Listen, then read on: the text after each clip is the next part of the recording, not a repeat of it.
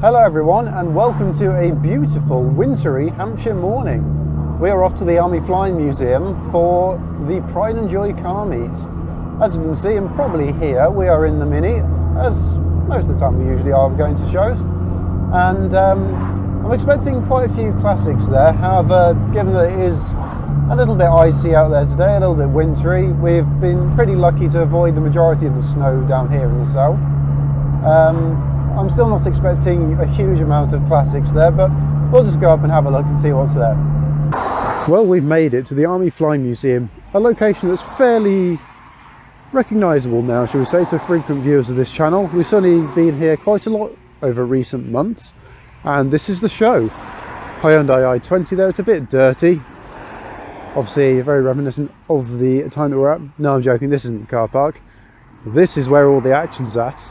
And what a mix of cars we've got in here. We'll just do a quick run through with this because it looks like it's just about to leave.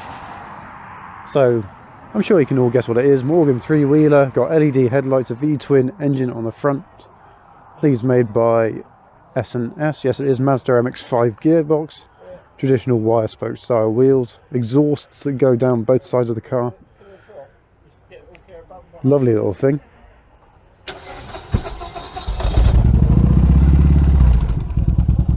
The noise is glorious. See all the instruments there on the dashboard. Lovely little thing. Love the Morgan three-wheeler. But then in front of us, look at this. A DeLorean DMC 12. Of course, left-hand drive. A few of them were actually made in right-hand drive towards the end of production, as some workers got very sneaky with the building of the cars. But most of them left-hand drive, of course, traditional, or shall I say iconic, gull-wing doors on these things. Little sticker in there to mark part of the DeLorean Club. Stainless steel body on this, so that'll never rust. Engine in there made as a collaborative effort between Volvo, Renault and Peugeot. Tiny little number plate, of course, built in Northern Ireland because of some deal that John DeLorean had with the British government at the time. Still hear that Morgan bobbing away over there. But these things, a sports car that was never really that sporty, I'm afraid. Performance really didn't live up to what it was advertising, shall we say. But nonetheless, an iconic piece of motoring history, and of course, as many of you already know, very famous for the Back to the Future films. God, that Morgan sounds good. We have a couple of Abarth 124 Spiders here, both with the black bonnet.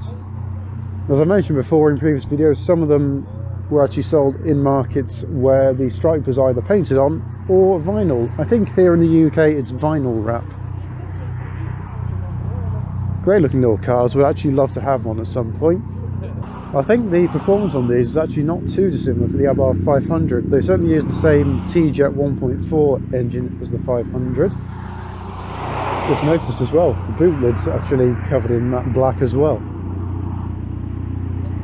Love the wheels on this white one, although obviously a bit mucky at the minute, but they really suit it.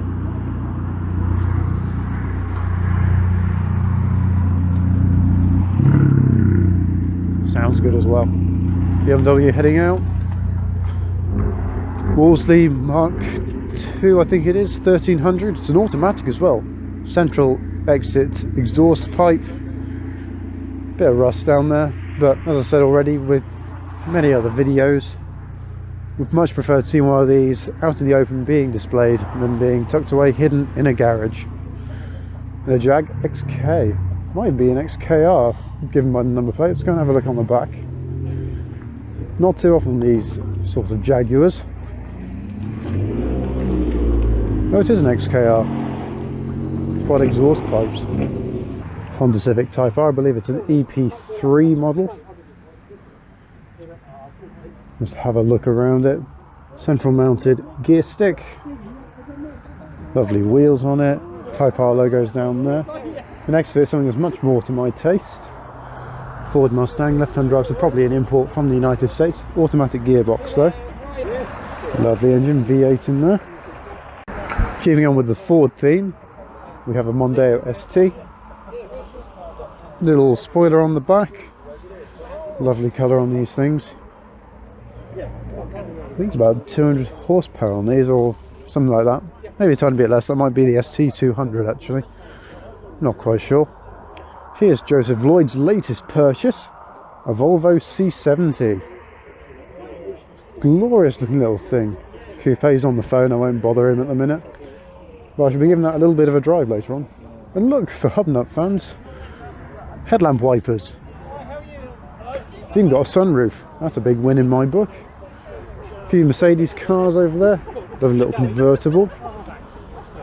BMW 3 Series, E36 I want to say that is. There's Mini the Mini, probably one of the dirtier cars here. However, not as dirty as the Ford Focus RS here, but then again, you kind of expect it to be. Four-wheel drive on these. Dirty little thing. I don't mean that in a sexual way at all. Land Rover. I'm not a Land Rover encyclopedia, I don't know a huge amount about them. Genevieve is much more knowledgeable on them than I am.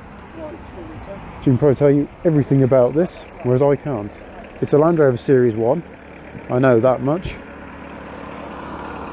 Lovely, very basic interior. Just before it leaves, Citroen ZX diesel 1.9 XED. I was chatting to the owner of that car earlier on. He's had it about 3 months, I think, so he's definitely planning on taking to a load of shows. XUD clatter. Love it. My aunt used to have one for many years, so it's a very nostalgic car for me. Sadly, that was lost to the scrappage scheme in 2009, as were many cars of that sort of age. I think hers was J-Reg, though that's slightly later P-Reg. Hopefully we'll be catching up with him again at some future shows, potentially retro rides, Radwood, that sort of thing. Morris Minor 1000, technically two-door. It's got a tow bar, so that's a win in my book. Lovely little sun visor. Minor 1000 badges on the side. Burgundy colour. Oh, it's even got a grille cover. It's lovely. Mini lights. Lots of people starting to head on out now. Sunbeam Rapier. Pretty sure we might have seen this at a previous show up here last year, back in December. 40 years of the Sunbeam Rapier between 1955 and 1995. It's a lovely design, this. Very American on the back end. Fuel filler cap at the back. Subaru Legacy next to a Ford Orion Mark III, quite an early one as well. Oh, sorry, not Mark III Orion, but based on the Mark III Escort. Basically, it's an Escort with an extended boot. Fiat 128. It's a sporty model. Very sporty. I love this thing. It's probably my car of the show, personally. Made in Italy, perfected in my garage. Fiat 128 Sport L. I love it. It almost looks like a Capri from down this angle. Sorry, Fiat fans, I know it's probably going to upset you. Big wheels. They look like mini light style, super light even. But I love this thing. Looks like it's been in Auto Italia magazine. Oh, the DeLorean's off. Lovely little thing, this. Next to it, an M-Reg Ford Mondeo turbo diesel as well. It's only got a very diesel clatter to it. Again, when was the last time you saw a Mondeo? Nonetheless, in actual saloon form rather than the hatchback version. There goes another Honda Civic. Not necessarily my cup of tea, that design, shall we say, or styling, but each to their own. Never make fun of somebody for doing up their car in the way that suits them. As I say, it's very much not my cup of tea. That Mini over there, that very much is, because it's mine. Fiat Barchetta, sold left-hand drive only, even here in the UK, which maybe not necessarily the best, based on the Fiat Punto, I think it was Mark 1. Tiny little lights. I love the back end of this thing, the way it curves around. There's no, I guess, distinctive cut-off lines to it. It's just one smooth rounded panel. It's very Italian. And the door handles, the way they neatly integrate into there. I'm guessing you press that little button, it pops out, and you pull it and you open it. I've never actually seen one operate on a Barcatta. Tiny little indicators though. Oh, look at those are adorable. Electric windows, little clock down there. Electric mirrors. What more could you ask for in a sporty little car? Front wheel drive as well, obviously because it's based on the Punto. Land Rover Discovery 1. Now we have actually had a look at a Disco 2. Quite a bit different from this. As I mentioned in that review, it only shares one panel, and the one panel it does share is this thing that we're looking at here, the rear door. Tow bar extension down there, so it's a bit low so I can tow trailers properly, because of course if it's too high up the trailer sits too high and there's a bit of a weird and wonky angle. Yes, this is also a diesel. Door handles that probably come from the Morris Marina, knowing what the British car industry is like. Very simple, quite high up, four-wheel drive naturally, the best 4x4 by far. Next to that, the Morris Minor van, as many would call it. In fact, it actually wasn't sold as the Minor van. It was sold as the O-Type, I think it was. But again, love these things, very popular with the Postal Service here in the UK. Just have a look inside there, very narrow. Very typically old school British vehicle. They also sold these as an Austin variant as well, but of course this here, as you can see by the badge, is very much Morris. Ford console being looked at. Again, another car that was very popular here in the UK. Wide steel wheels, banded steels possibly. Liking the little blanket in the back window. I'm guessing the fuel cap is hidden behind the rear number plate plinth. Can't possibly think why. Lovely exhaust effect, it sounds really good. And now, for anyone wondering, I hadn't forgotten about the glorious little BSA motorcycle. Loving the patina on there, that looks gorgeous. Little brass fuel tank cover cap thing, I'm guessing. Speedo on there. Amps for the battery down there. Guessing is that headlight adjustment, possibly, or even turn it on and off. What a lovely piece of machinery this is.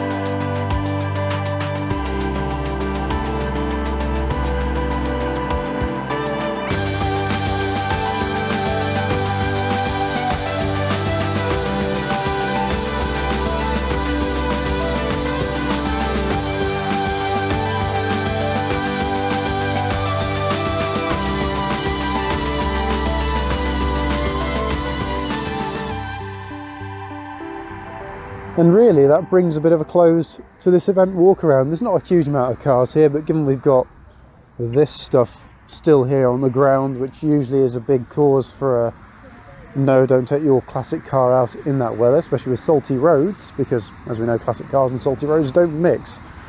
But nonetheless, a really good variety of cars here.